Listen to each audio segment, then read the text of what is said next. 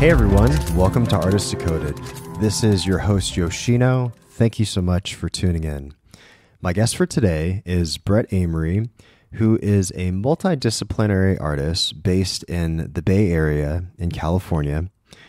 And I believe that we met at my old gallery space at No Wave in Los Angeles back in 2017-ish. And we recently ran into each other at an event in Berkeley while I was visiting California for the holidays. And a little bit about Brett, but his work has been exhibited both nationally and internationally, including places such as the National Portrait Gallery in London, the Scottish National Portrait Gallery in Edinburgh, the Fort Wayne Museum of Art in Indiana, Contemporary Jewish Museum in San Francisco, and the De Young Museum in San Francisco. A few things that we talked about are his experiences completing his MFA at Stanford and what the application process looks like for all of you that are curious.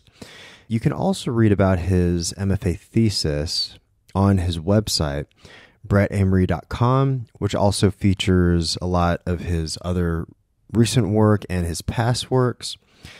But I do want to read about his waiting series that he worked on for 20 years, because we did touch upon that. So on his website it says, the waiting series consists of more than 400 paintings and installations. Drawing attention to everyday life, the series portrays scenes of isolated figures caught in routine, passive activities directed by existing circumstances. Waiting in line for a bus, waiting to cross the street, riding the train, sitting in traffic, eating dinner. Such feelings of confinement and the act of doing the same thing every day. Alienation, working class consciousness, and the fear of the possibility of non-existence are familiar themes that prompt the viewer to further examine scenes that are seemingly mundane. As the title suggests, the waiting series visually represents the concept of disconnection and anticipation, conveying the idea of transient temporality that exists in most moments of our daily lives. We talked about a lot of different areas, but something else that came up that I found to be really interesting is this idea of phenomenology. And I want to read you this article that I found entitled, What is Embodiment? Merleau-Ponty's Philosophy of the Body, which was written by Moses May Hobbs earlier this year. And I'll include a link to the podcast link on Artist Decoded so that you can read it for yourself.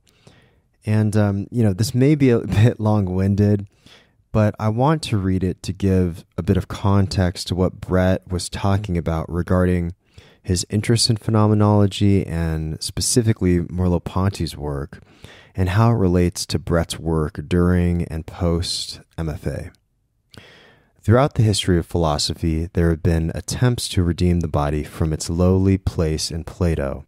Maurice Merleau-Ponty seeks to elevate it to the role of philosophy's foundation. French 20th century philosopher Maurice Merleau-Ponty identified a long line of dualist philosophers, perhaps chief amongst them Plato and Descartes, who had tried to separate perception from the bodies that do perception. At the core of his phenomenological project lies a strong tether between the subject who writes philosophy, the textual I, and their body. At its most basic, this tether reminds us that we are always and inseparably our bodies, and those bodies are always open onto or enmeshed with the world. Merleau-Ponty's case is that philosophers attempt to ignore our bodies and their worlds, often as the starting point of what it means to do philosophy is incoherent. Maurice Merleau-Ponty, Bodies and Necessity. Maurice Merleau-Ponty suggests that while we have grown accustomed to thinking and speaking about perception in the first person, we continue to think about bodies, even our own body, in the third person. By way of example, he critiques Descartes' description of somebody with a pain in their foot. Descartes suggests that such a pain does not really exist in the foot itself, this being merely illusory, but rather in the mind, a pain which the foot or some damage to it has caused. Merleau-Ponty pushes back against this strikingly unintuitive description of pain, restoring the body to its role of something we are, not something our minds live in. He criticizes Descartes and those who take up his way of speaking about the body for making our own bodies sound like other objects that we interact with. Even if we were to interact with other people's bodies in this way, suggests Merleau-Ponty, it is not so much mistaken as impossible to treat one's own body as if it belonged to someone else. He writes, I observe external objects with my body. I handle them, inspect them, walk around them, but as for my own body, I do not observe it. To do so, I would need a second body, which would itself be unobservable. Merleau-Ponty, Phenomenology of Perception, 1945. The body as the ground of perception. Maurice Merleau-Ponty also compares the necessity of the body to other contingent things that might surround the body, like clothes that one never takes off, and concludes that this proximity, even if permanent, does not make these appendages akin to organs. In making this comparison, Merleau-Ponty seeks to dismiss thinkers who imagine the parts of the body to merely be close to the mind, surrounding such that they gain a contingent importance, but no more essential to it in the last analysis than any other part of the mind's immediate surroundings. While the distinction between organs and clothing might at first appear straightforward, the conception of the body it implies is foundational to Merleau-Ponty's rejection of swaths of thinkers from the philosophical canon. Though intuitive, this hard distinction between one's own body and objects beyond it is also difficult to uphold in the face of all kinds of cases which muddy the boundaries of the body, and in light of much of the philosophy of bodies that has followed Merleau-Ponty. For Merleau-Ponty, the body is not merely the ground of perception insofar as it contains instruments that transmit signals to the conscious mind, or even the conscious entity in its entirety, but the ground of perception in a philosophical sense. The body makes it possible to conceive perception in a way that other objects do not. Echoing Martin Heidegger's always already, Merleau-Ponty dismisses everything from clothes to prosthetics, and we might extrapolate the more ambitious prosthetic and cyborg aspirations of post- and transhuman theorists as being essentially posterior to subjecthood, in a way the organic body is not. These things might well become integral parts of perception, as anyone who has to wear glasses might readily object, but it is possible to imagine and experience perception and thought without them, just as it is possible and coherent to perceive and act while missing limbs and senses. To imagine perception and thought as completely disembodied, however, abstracted away even from the body with no functioning senses at all, remains for Merleau-Ponty incoherent, in violation of necessity itself. So that is about half of the article. The article is called What is Embodiment? Maurice Merleau-Ponty's Philosophy of the Body by Moses May Hobbs. Thank you so much for your valued research, Moses. And if you'd like to read the rest of the article, you can go to Brett Amory's link on artistdecoded.com. I'm going to post it there. But the article goes in a bit deeper into how this philosophy relates to Cartesian ideas and also to Immanuel Kant's work, and how it also relates to Nietzsche as well. And yeah, it was a beautifully written piece. I had to read a little bit about it to give a bit of context to what Brett was talking about in this episode. So I hope you like this episode, and thank you so much for tuning in and for your continued support. If you'd like to, I would really appreciate it if you subscribe to Artists Decoded, and also if you can leave us a review. It takes like a couple of seconds on Spotify, or you can go to iTunes and leave us a review there. But anything helps. So thank you very much. Here is my conversation with the phenomenal mixed media artist, Brett Amory. Thanks so much.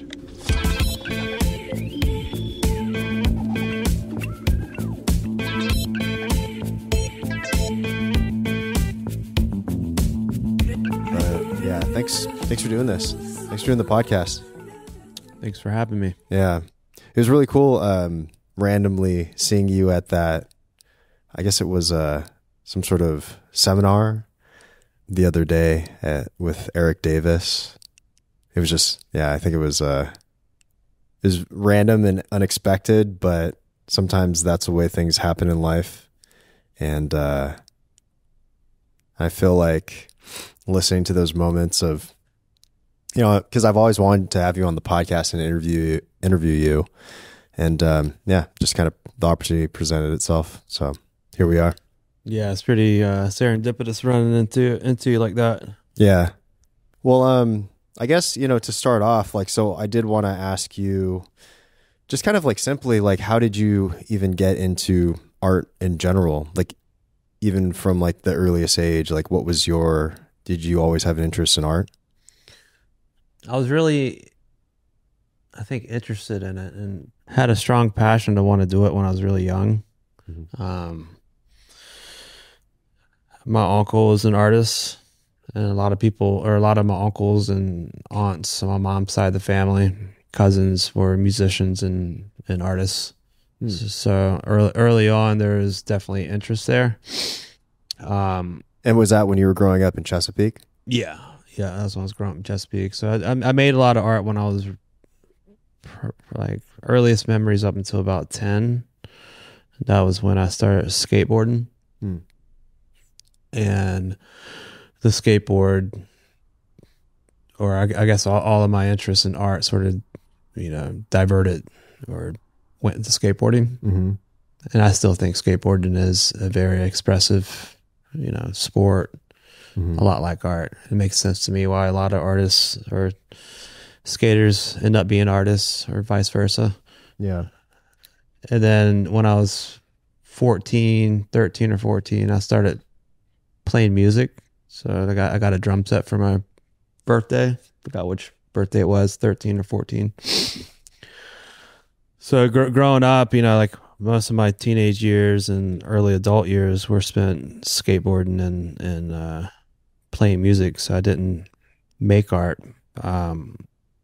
I was around it. A lot of good friends of mine were artists, but I really didn't have a passion or there was no driving sort of force that pushed me towards it. And I kind of forgot about it. I broke my leg really bad when I was 16, skating. And my dad got me a video camera for Christmas that year. Mm-hmm. And I started shooting, I couldn't skate for 6-7 months. So I started filming my friends skating. Mm-hmm. Was that the injury you were telling me about earlier? Yeah. I broke my leg in 4 places skating this mini ramp. And at the same time too, my dad had a 35 millimeter Canon AE1 camera. Oh yeah. And he gave me that. And so I started taking pictures and that's a fun camera. Yeah. And I was just filming my friends skating. And then once my cast came off, I started skating again. Kept getting hurt. And then I moved to Colorado out of high school with some friends of mine and got a new camera, a smaller camera. The first camera I got was one of those old school VHS cameras where you put the actual VHS tape in. Mm-hmm. And then I got a handheld digital, or not digital, but smaller camera. Mm-hmm. And that was in the mid-90s. So I lived in Colorado for a couple years, and I kept filming my friends skating or snowboarding and skating. And that summer, all my friends left, and I ended up staying in Colorado. Mm-hmm. And the winter before that, I was home for Christmas in Virginia, and I was watching MTV back when they showed music videos. Back when MTV was actually about music. Yeah. Dated myself. And a commercial came on for Academy of Arts, University of San Francisco. You know, you call the number, like 1-800 number, and they sent a video to my dad's house. And I forgot about it. Went back to Colorado. And then that summer I remembered it, and I asked him to mail it to me. My roommate that I was living with at the time in Colorado was from San Francisco. So I watched the video, and Academy of Arts is one of those schools where you didn't have to have a portfolio to get accepted. Mm-hmm. So I enrolled as a film major because I didn't really have much direction, didn't really know what to do. Yeah. So I enrolled as a film major and moved to San Francisco. Mm-hmm. And the first person I met was this guy, Gage, and he was a painter.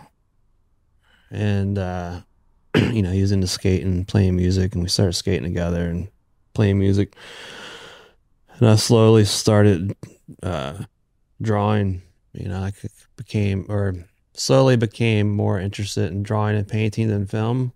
Yeah. So my interest sort of diverted back Mm-hmm. to the more traditional arts, or just drawing and painting. And within a couple of years, I switched my major to fine art. Or no, I switched it to, I think, animation, and then illustration, and then painting, fine art. So, you know, looking back, you know, hindsight's 20/20, right? So thinking back to when I got that skateboard for my 10th birthday, you know, my interests shifted from art to skating. Yeah. But then, you know, I broke my leg in 4 places. Got a video camera. And then 10 years later, you know, I'm in San Francisco studying film. And I started drawing and painting again, you know. So yeah. It's interesting to think about your history, right? And how skateboarding sort of took my interest from art, but also through skateboarding, I was reintroduced to art, right? Yeah. It's kind of strange that way. Yeah.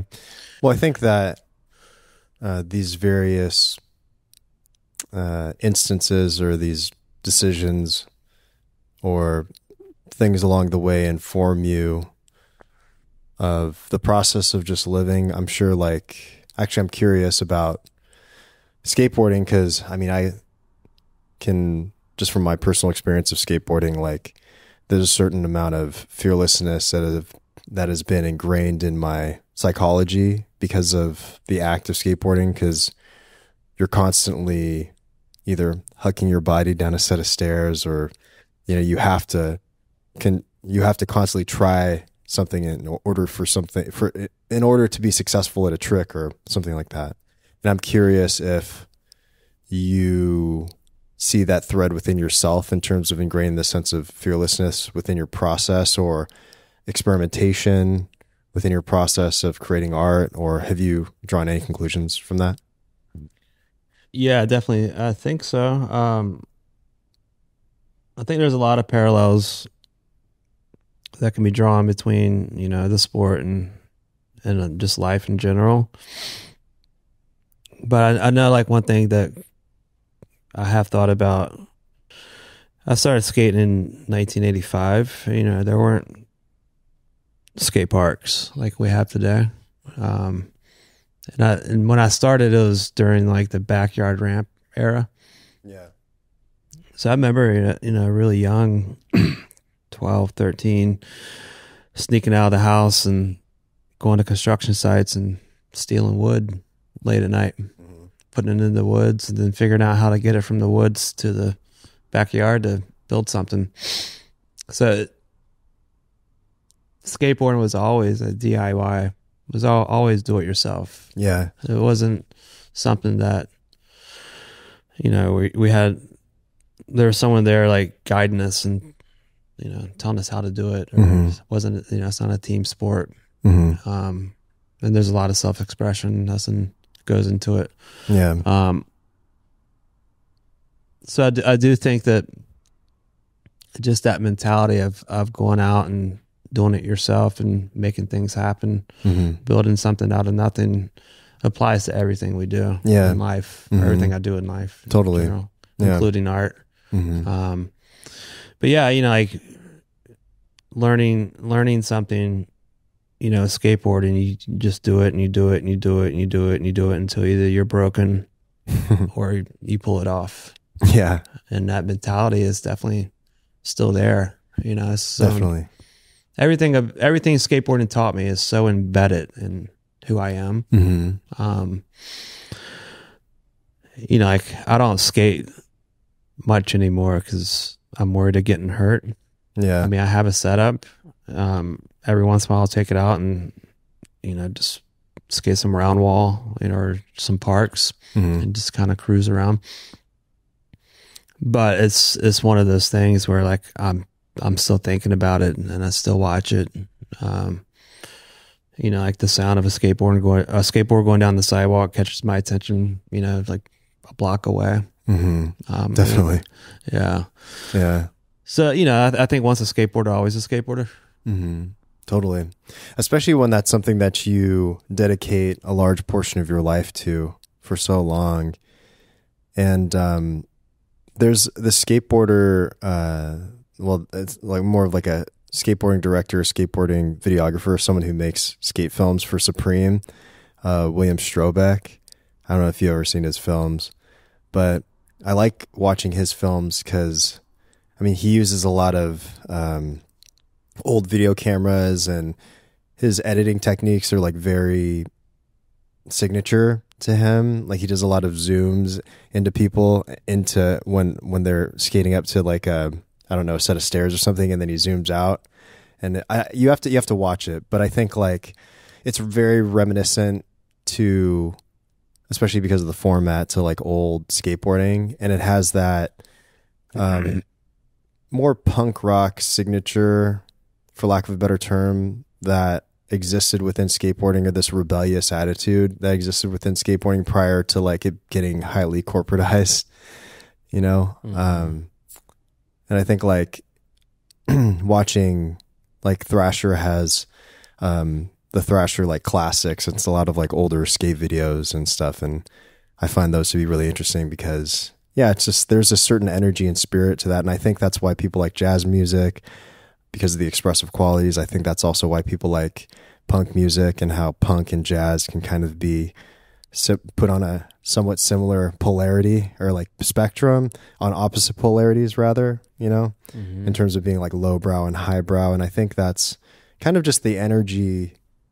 If you're like really in tune with just like understanding energies, and I'm not necessarily talking about specifically the spiritual sense, but just like understanding the energy of like a painter or a painting. And I think that's what's a resonating quality when you go to a museum, for instance, and you can see a painting and you still see life in there, or you see there's something that draws you into it, right? And you might not be able to like articulate at the particular moment, or you may, right? But I think the most important part is recognizing that energy, you know. And I think like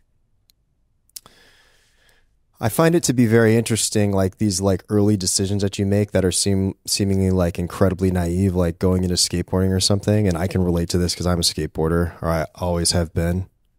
And like, I don't know, it could be, it generally it's like a lot of things, right? It's like being attracted to the naive nature and of yourself, and being able to see something that's very nostalgic, but also like, I guess, I mean, it's a lot of things, you know, informing yourself on, or like what you liked as a kid. And yeah, I'm curious what you think about that. About yeah, just like being attracted to that energy and how that carries into your artwork. I mean, I do think it's, making art is the same sort of, comes from the same place as like, say, skateboarding, music, film. Yeah. It's all sort of being channeled through that same sort of passion to want to do it. Yeah. I don't really know what that is. I know it's always been there. It's the same response I had when I was 5 years old, going into an art store, not knowing what to buy, but being excited to be there. And just, ask my mom or my parents to get me whatever, I could use to make something. That same sort of interest and passion to want to make something is the same passion and interest I had when, I got my first skateboard. Totally. Something that's undescribable, and something that's just like inherently there that can't really be taken away, and unique in itself, but something that I personally can't articulate. Yeah. I mean, I feel the same feeling when I get into deep meditations. It's like this like sense of ease and peace. Yeah. And it's the same feeling when I'm making a painting and the painting's going in a certain direction that's pleasing, and it's fulfilling me. It crosses medium. It's not necessarily painting, drawing, or film, skateboarding, music. It transcends all of that, and it's something that's always been there. Yeah. And I think we all have it. But maybe, like artists or people that choose artist profession or choose to dedicate their lives to it, feel it more passionately, or to kind of like riff on that, like, so I've been reading this book, Technosis by Eric Davis. The seminar that you and I both went to was hosted by Eric Davis. And in the book, he talks about what I've equated to in the past is just, and I mean, this is by no means my idea, obviously, but just, like being a zombie, for instance, right? And then I think about like George Romero and his zombies, but essentially the way that Eric Davis talks about it, he talks about the consensus trance that everyone is in, and he relates that to I mean, I don't want to get overly academic because I honestly don't think I have the capacity to be incredibly academic with this, but the advent of technology and postmodernism and how technology changes the way that we communicate with each other and the way that we perceive ourselves in the space of just living. And so I think, like, speaking about this and relating it back into skateboarding, when you do something that is that visceral and you're so connected to your body, you have to work off of your instincts. Yes, there's like information out there, especially nowadays, where you can see like, oh, this is how this person did this trick. And obviously through the advent of like social media and different technologies, YouTube, for instance, like the learning curve has drastically increased because people are exposed to a lot of different types of tricks and things like that now, right? But at the same time, I think skateboarding in particular, it's about like, just being in touch with yourself, right? And so to have that attraction to that at such an early age and being able to have that, I feel like you kind of train yourself in a way to be more in touch with your instincts because you kind of have to. It's almost a survival mechanism in a sense. Yeah. Yeah. You know what I mean? Yeah. I mean, I don't know how it's different from like other sports. I'm sure like, kids that grow up playing baseball and football or team sports probably had the same experiences. I would imagine. I know for me, there's something about tapping into the zone, I guess they call it. Is something that's consistent with all these different forms or mediums, and I feel like that zone is just that natural state of being that we try to get back to, or we try to recreate, or I'm not really sure. Yeah. So speaking of these feelings of like being and presentness, and like, when did those feelings first occur to you in art? And I'm asking that specifically because I know that you were talking about in like a prior interview, like that drawing didn't come naturally to you, and that drawing, like one of your professors actually brought you aside and said that you were one of the worst drawers in class. Mm-hmm. And so, you know, some people could see that challenge or, you know, as very discouraging. And I'm sure you know, it was probably discouraging for you. But I think with those challenges along the way, it presents a fork in the road to where you can either choose like, oh, well, fuck this, I'm not going to draw anymore. Or like, I'm going to be challenged. I'm going to challenge myself and continue down that path. And so I guess going back to my question, like, when did you start feeling in flow with the process of creating art? I think I was in flow way before, when I was young, not realizing it. But I was never good at like making things look realistic, even when I was a kid. I guess no kids really are. But I remember, you know, just having that strong will to make something. And I can still remember making things in my backyard and just being in that sort of state, that flow state. And then, you know, when I was at the academy is like this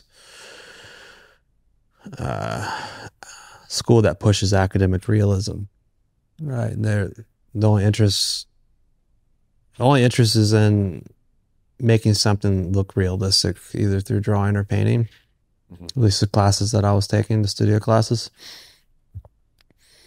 So I wasn't really good at it. Drawing specifically, failed my first drawing class. I almost failed it twice, and I took the figure drawing class where the teacher told me I needed to go to these workshops, or else I wasn't going to pass. So it really wasn't until I started drawing more, going to these workshops and just practicing, that I started, you know, seeing improvement, and I started enjoying the process. And once I started enjoying the process without even thinking about getting better, I got better, right? Totally. Because I was having fun drawing. Mm-hmm. And then it wasn't until I started painting where painting was more natural than drawing for me. And I picked it up quicker. It wasn't like as burdensome as drawing was. Mm-hmm. And I definitely enjoy the process of painting more so over drawing. So I think like that state was, I was able to get to that sort of state of having fun and enjoying myself a lot sooner than I was with drawing. Yeah, that makes sense. I mean, I'm not a painter, but I could imagine that painting is more expressive in a lot of ways, and there's many ways to be able to paint, which can lead to that sort of expression. And especially if you're taking a lot of classes that are instructing you on to make things hyper real, then I think that diverts from that idea of expression in a lot of the ways. Do you think that taking the challenge and learning to draw really helped your overall creative process? Like, do you think that that was really important for you to do that at that particular time, even though that didn't come naturally for you? I think it has a lot to do with the school that I went to.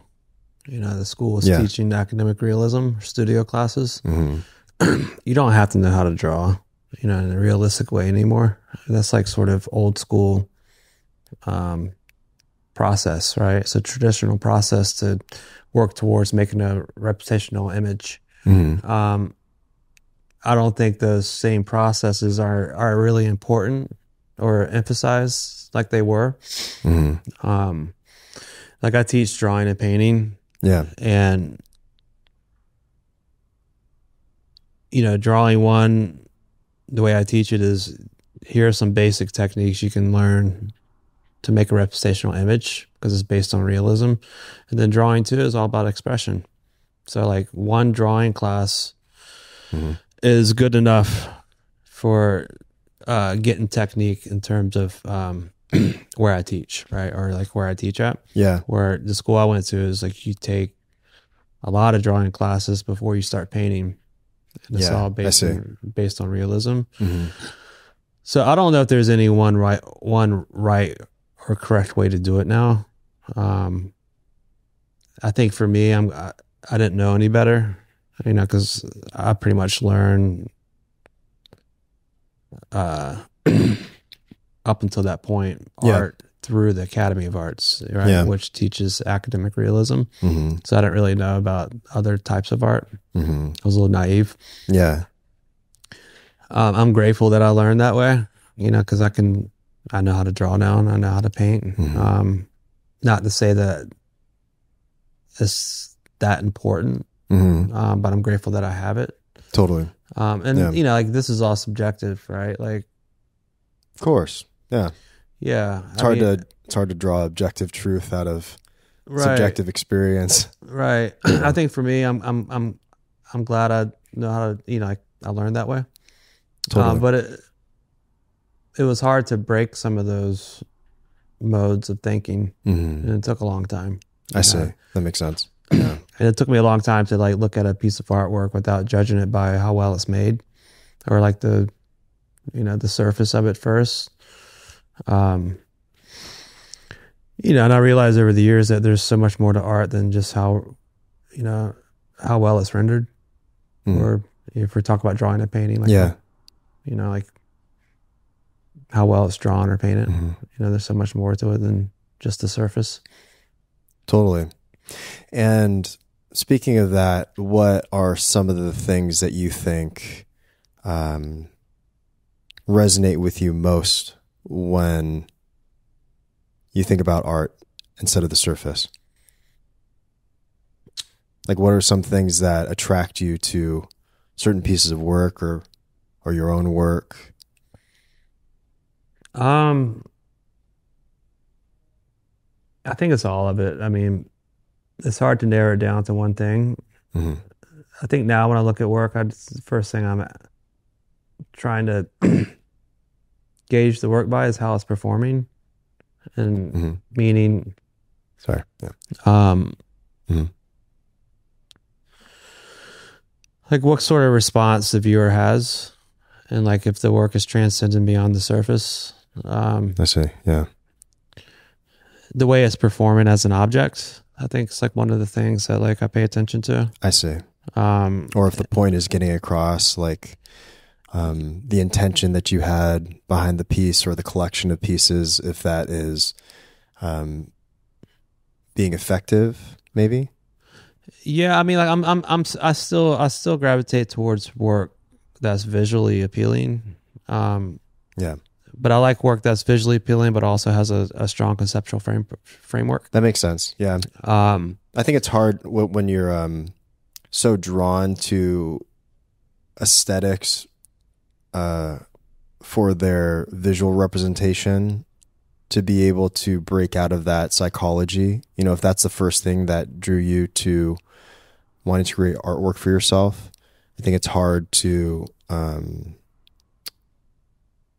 think outside of that, because like you were saying, art is so much more about so many different elements. It could be a great idea.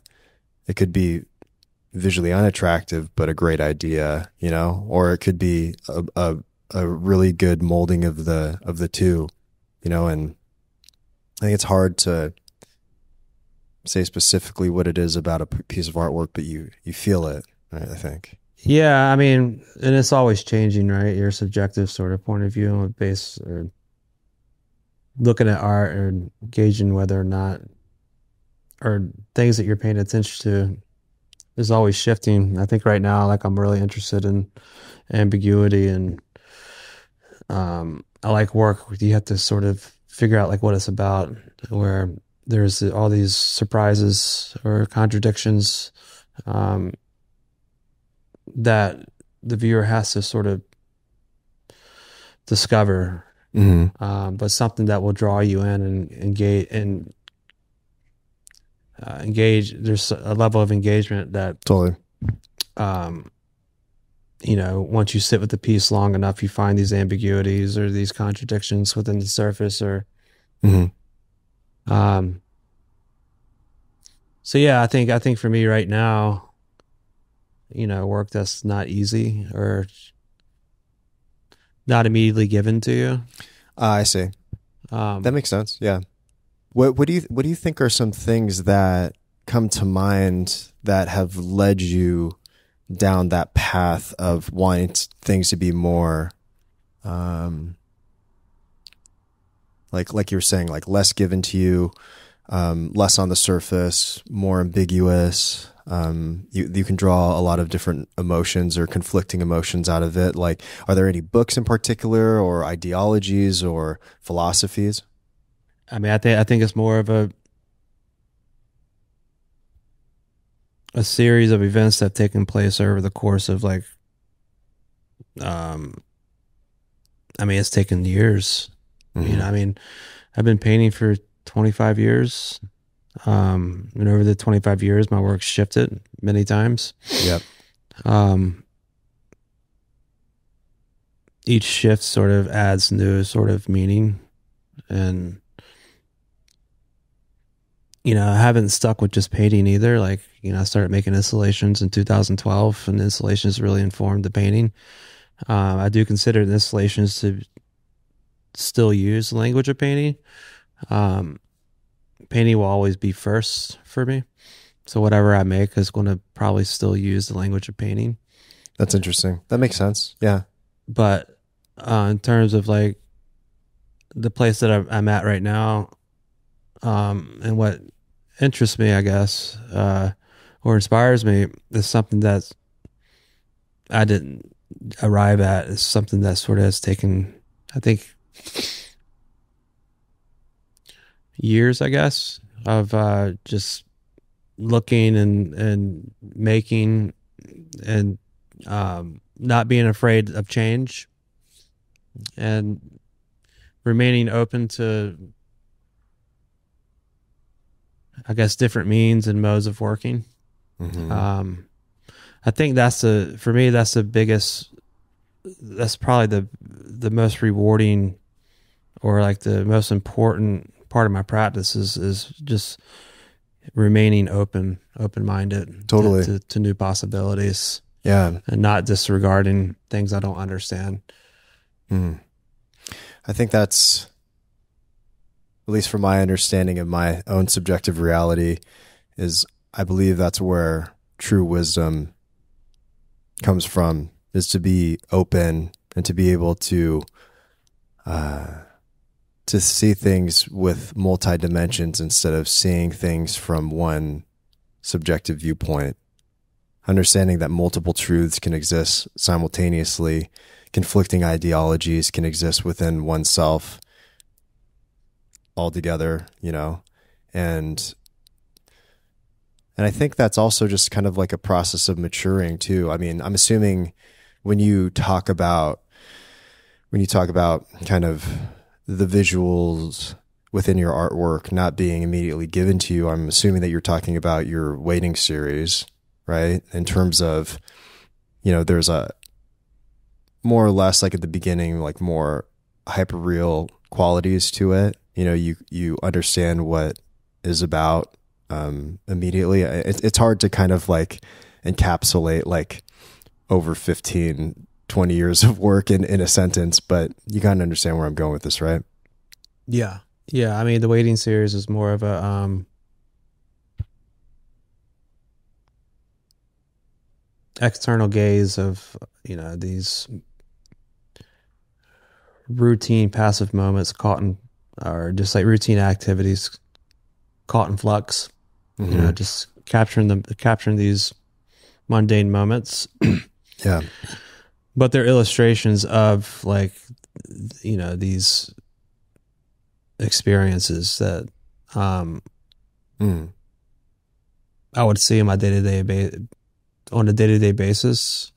But, you know, I was still telling the viewer how to, or like kind of presenting this narrative of like things that I would come across on a day-to-day basis.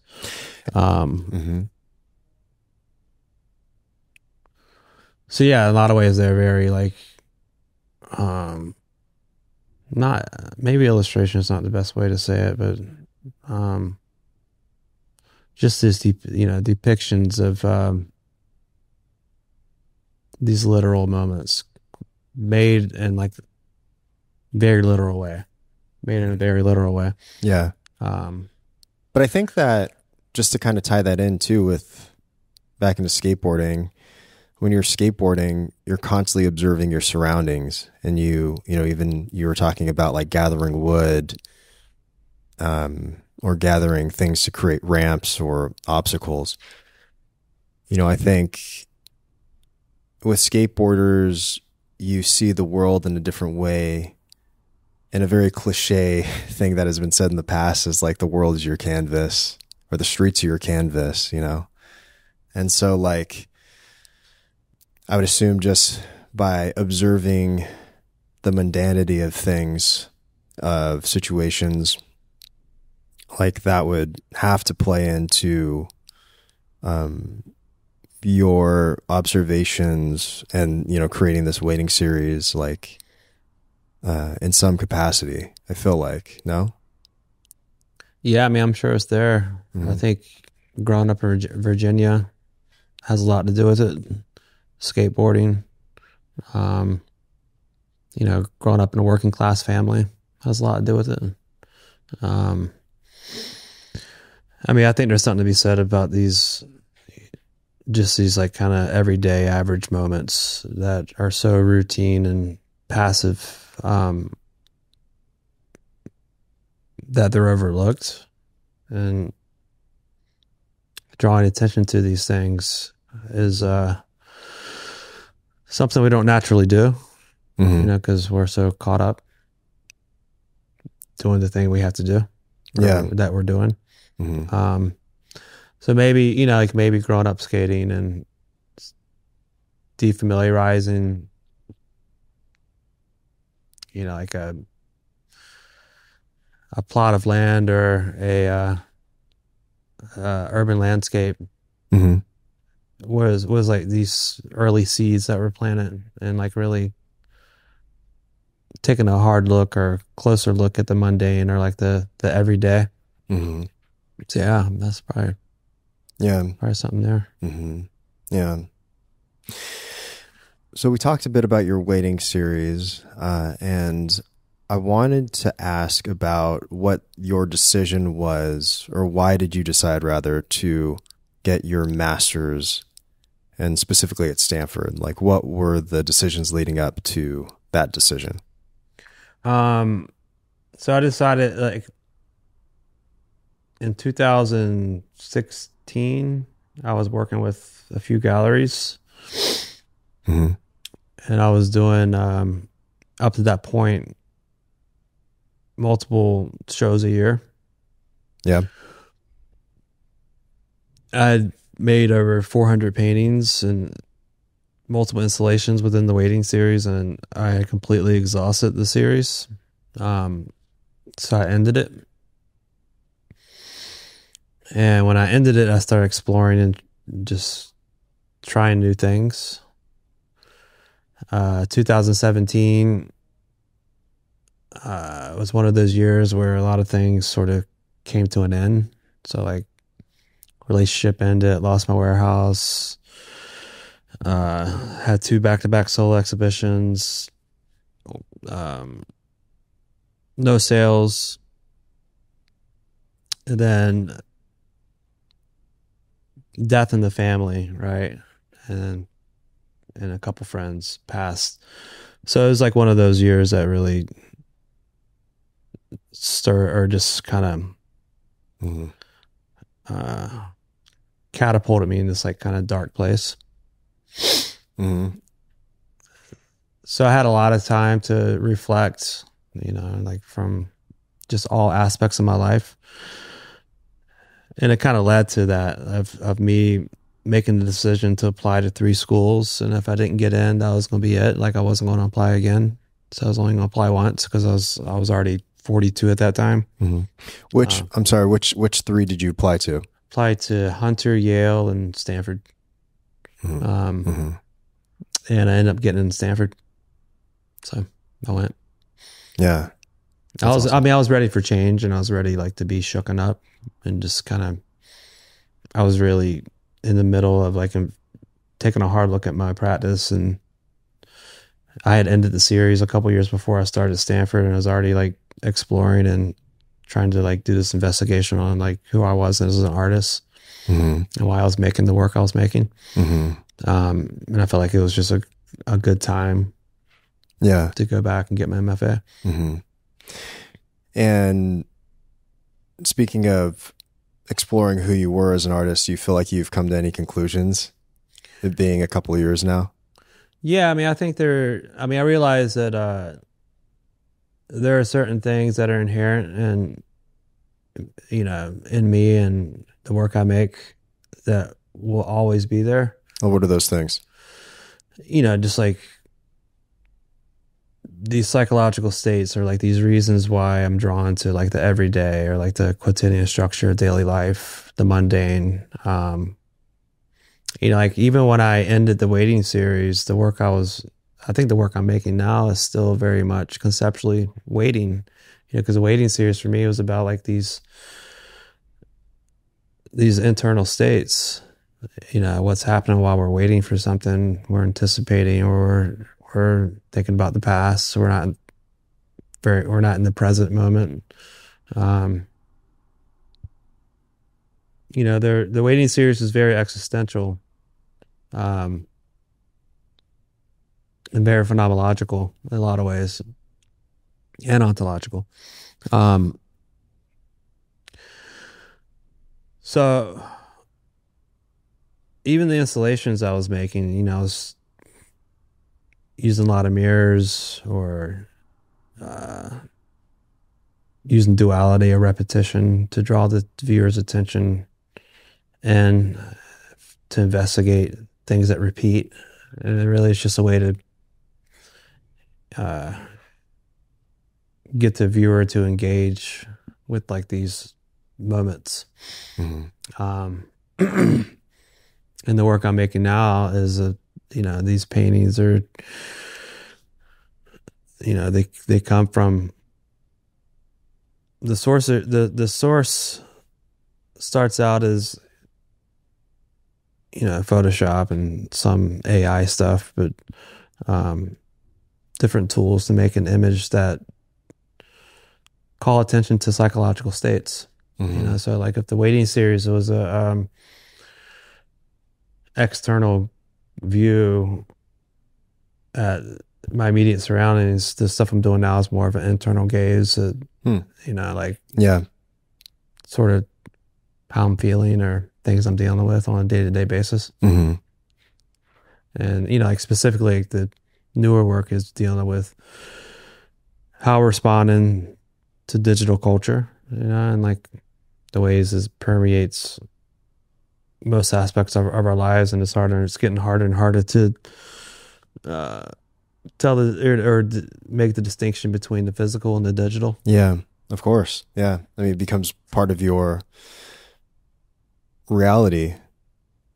If you're constantly encountering things online and it's on your phone, the phone is so integrated into the way that we communicate and the way that we internalize things, and how could it not affect us, right? So I think like I was gonna ask, because you and I were talking about a couple of authors and some books before, but what are some books recently that have informed you about this the effect that technology has on our psychology, or any sort of like books that come to mind, regarding that subject. Or more broadly, just books that you're interested in general. It doesn't necessarily have to be about that. Books. I'm drawing a blank right now. I mean, like, I'm reading an art book. Like, I'm kind of on this art theory tangent right now with reading. Yeah, I mean, I think before I was shit, I don't even know. I started reading The Singularity is Near by Ray Kurzweil recently. I'm only like a quarter way through it, and it's pretty interesting. I guess he's coming out with the new one, The Singularity is Nearer. And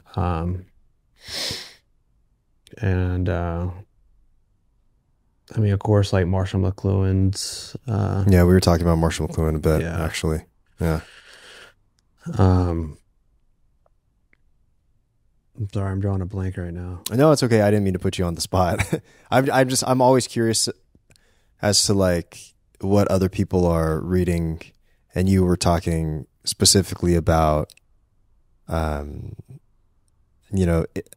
integration, whether we like it or not with technology, and that's just kind of what came to mind. Yeah. So I guess like, going back into the MFA process, I'm curious what that application process is like, and also just for the viewers, but also like, did you have to pick a specific subject that these are the next 2 years specifically what I'm going to be focusing on to apply? No, you have to submit, I think if I remember correctly, portfolio, statement of purpose, and why you want to go to that specific school, go through that specific program. What was it that drew you into Stanford? I like the vicinity of it, like being that I live in the Bay Area. This is in the Bay Area. Stanford's a small program. They take 5 students per year. It's a 2-year program. So there's only 10 students total. Stanford has great resources. They encourage like cross-disciplinary practice. So it's not specifically like one sort of medium. It's more interdisciplinary. And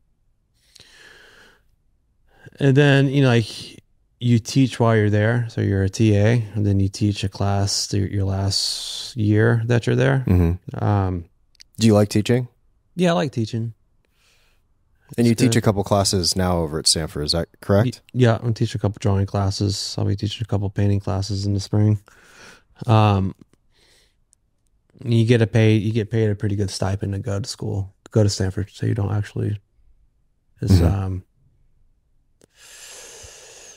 fully subsidized.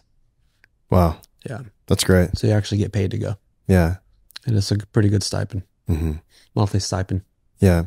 And then, so what were you focusing on specifically while you're at Stanford? Like, what sort of things did you explore? Like, what was that process like? I mean, were you able to gather your own information and, come to your own conclusions, or was it like drawn out? Like, I was just curious how that process is. When I spent the majority of my time there working on an installation, which became my thesis. I think in the first quarter I made some weird paintings, and then I started working on this installation, one room. Another good part of Stanford is they give you a huge studio. In your second year, you get to pick which one you want to be in, but all the studios are really big in comparison, like the other programs. And you get your own studio, so you don't have to share it with anyone. Nice. So I was really interested in making this immersive installation, and it started out as one room, and I kept adding rooms to it. And at the end, it turned out to be I think 9 rooms and 800 square foot studio space, and it was like this maze that if you were to walk through, and each room repeated 3 times, and it would change form each time it would repeat. Wow. Yeah. And it was like inspired by Plato's Cave and Baudrillard's simulation theory. So when I was there, you have to take electives your first year. So I took philosophy electives, and I got really into phenomenology, and ended up taking 4 phenomenology classes, audited like 2 of them. And that was really informative for my practice, because it's all about perception. Yeah. And the structures of consciousness and how perception works. And then so what sort of works or writers or phenomenology, like philosophers? Excuse me, sorry. Oh, it's okay. No, you're good. Or like, phenomenology, like philosophers, or I don't know if that's what you would call them, but like whose work would you be attracted to the most, do you think, from the people that you've studied? I think for me, because there's different branches of phenomenology. The one I respond to the most is Merleau-Ponty's phenomenology, which is like more of an embodied phenomenological gaze or phenomenological experience. It talks about like the embodiment, and he wrote a few essays on like Cezanne and like the phenomenological structure of the way Cezanne would sort of like depict these moments or like these spaces. Yeah, I mean, I think just the overview of phenomenology was really important. Like, even though I took 4 classes, I don't understand it well enough for me to have a conversation about it. I mean, I know the basic like structure of it. I know it enough to apply it to my work or like to. Yeah, you got what you wanted out of. Yeah, but I still get confused by it. Studying. Yeah, and that's kind of true with most philosophy for me. I understand. Yeah, but it is an area of interest. Yeah.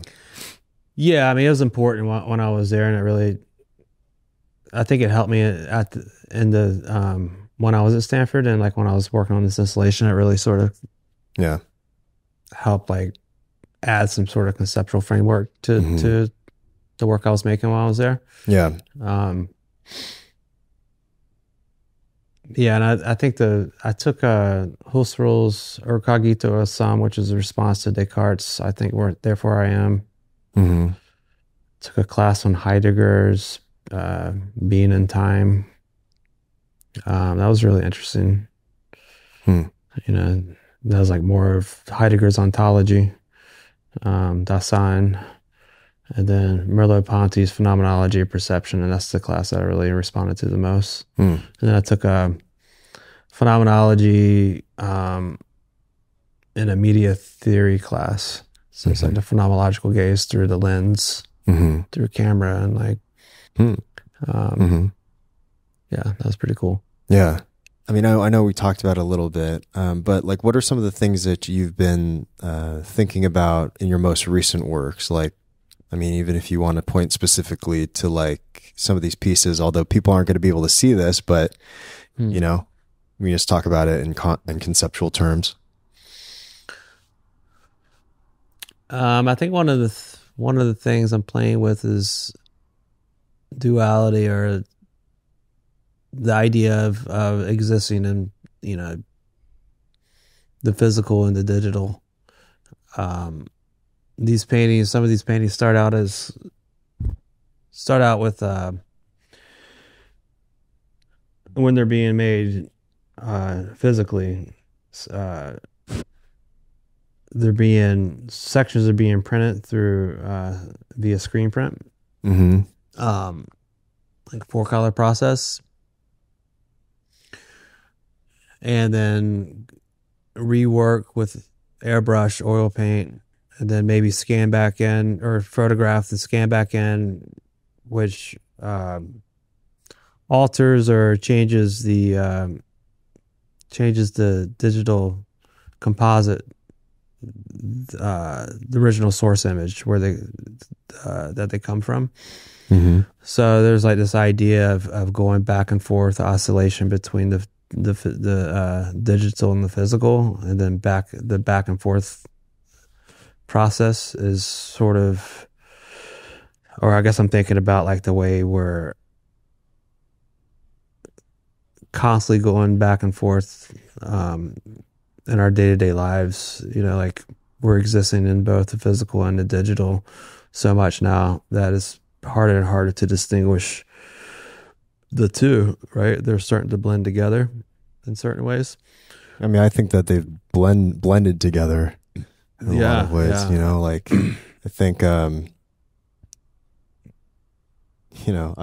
other day I was just thinking like, I'm going to take 10 days completely away from technology. And then I started breaking down that process of what that looks like. And I'm like, well, for instance, I'm so used to calculating all of my workouts through my watch as one thing, right? So that would have to go. And it's like breaking down that sort of like psychological structure that I put in my mind, right? That gives some sort of like clarity and I think it's a way to calculate things in a form of seeing progress through an app, like, cause it uploads to an app, for instance, right? And just how like ingrained and embedded technology is within our daily lives, even as like a simple example, right? And how we use, to not text message people back like you almost have, like for 10 days or 2 weeks or something, you almost have to like give a disclaimer. And then, people are so embedded within technology that it's like, why are you doing that? I'm just kind of like drawing conclusions as to how some people may respond to like this sort of scenario, which, that sort of like made up scenario in my head tells me how, just how much technology is embedded into our everyday lives. During this conversation, you had a call, right? You looked at your phone. It's like, who called me? Yeah. We're conducting the interview through a laptop. Yeah. We're speaking through microphones, conducting it. Yeah. Through a laptop, the laptop's recording. Yeah. It's permeated in everything we do. It's for me, it goes back to what we were talking about before with Merleau-Ponty's embodied perception. We embody all these technologies.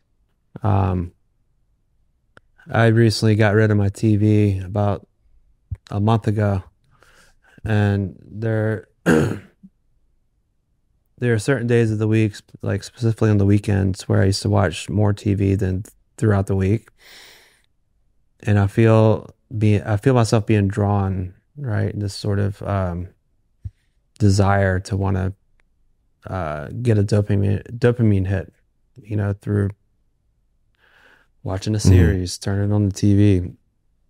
And I think about Merleau-Ponty's embodied perception, and like how our consciousness is also over here and it's over there, and it's these like constructs that we can't physically see, touch, or feel, or we can't use the senses to activate these modes of embodiment. But we're being drawn on a conscious level, on a cognitive level, to like things that are working on a like physiological level, or like on a neural level. Yeah, exactly. And I think that's why a lot of these old philosophies such as Stoicism are so attractive to people of our culture, not even just of our culture, like trying to divide like East and West, it's a global endeavor. Like technology is a global endeavor, right? And so, you know, for instance, like I think people are attracted to Stoicism, for instance, because, you know, like the idea behind Stoicism is, you know, you're in control of yourself and not control of outside forces, right? And I think that's so attractive to people because people feel so out of control because of these technologies that we rely on. And seemingly, I mean, like, you know, perhaps some of us romanticize like wanting to just lock ourselves in a cabin or someplace and totally like, you know, block out any sort of like communication to the outside world. But we're such social creatures that it's like, is that actually good for us? Or maybe it's a balance, right? Maybe it's, you know, just, and we determine that what that balance is. But these are things that I think about too, is how reliant we are on technology and how there's so much information out there. Yeah. More thoughts, just more to explore than to really answer at this point. Right. You know? Yeah. I mean, I think it's sort of designed that way. Yeah. I mean, just to go back to the original question, that's some of the things I'm playing with the new body of work. And just sort of like the psychological state of being pulled in multiple directions. Mm-hmm. The angst around digital media culture and you know, the effects it's having on humanity. Yeah. And you know, like I'm not trying to like paint a negative image, you know, because I use technology. I use technology too, like everyone else. I am using it as specifically with these paintings, you know, I'm using different ways of getting an image, creating an image. And there's all kinds of different types of tools that go into making the image. Well, if anything, it's kind of similar in degree to your waiting series in the sense of like making an observation, but not trying to like draw a conclusion, you know? You're observing the mundane, although the mundane now, I mean, in terms of your paintings, it's like, you know, it's like these technologies that highly affect people, like artificial intelligence. And in a way, it's kind of you observing yourself in the environment, you observing, and with the waiting series, it was like you observing the outside world, but you're drawing all these things together. That's what it sounds like. Yeah, I mean, I think this work's not much different than the waiting series in terms of perception. And how could it be? I mean, you're you. Right. Yeah, I mean, I guess I'm exploring more like the way perception unfolds, or just the way we process information. I mean, that's one of the things that interests me about the neural network. You know, these GANs. Yeah. That use totally like data models, right? And the way they're trained. And then when a generator and discriminator are playing the game, that process of a model being trained is really interesting to me, like the way it's processing information and trying to recreate that information, and the discriminator is discriminating whether or not it's true.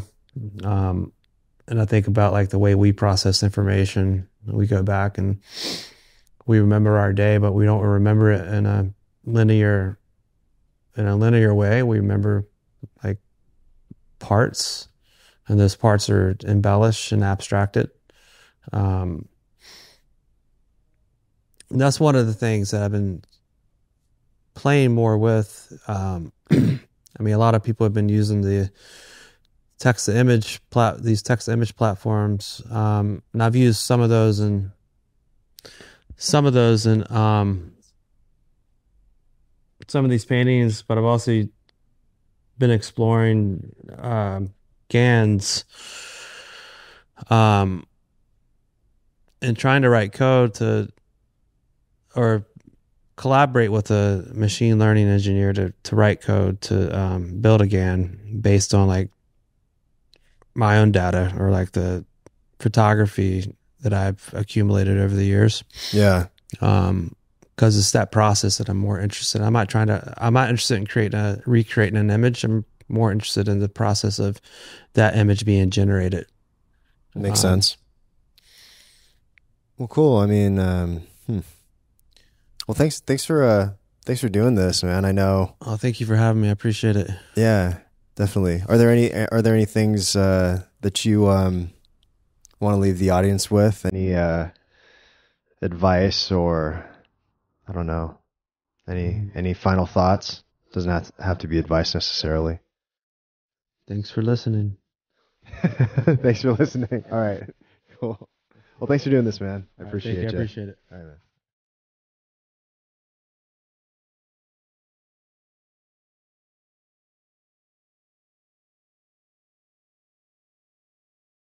Music for the podcast is by Rarebit, aka Justin Dosher Hopkins. YouTube and creative support is by Tyler Scully. Social media assistance is by Noah Wainwright. Thanks so much for tuning in, and see you next time.